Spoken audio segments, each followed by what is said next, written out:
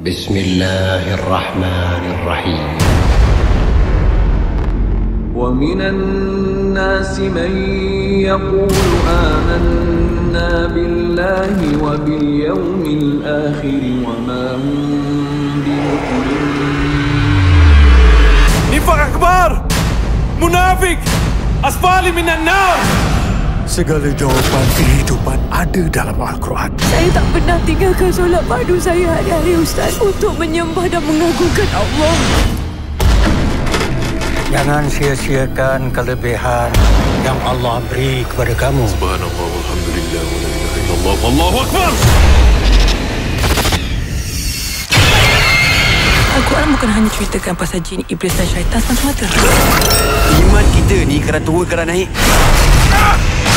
Kita kena berjaga-jaga. Ustaz! Allah! إذا جاءك المنافقون قالوا نشهد إنك لرسول الله.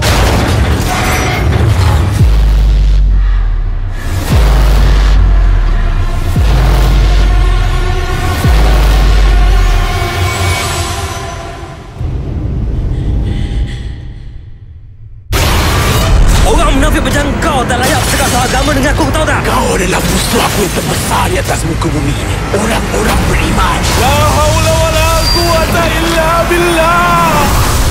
Kafir wal munafik.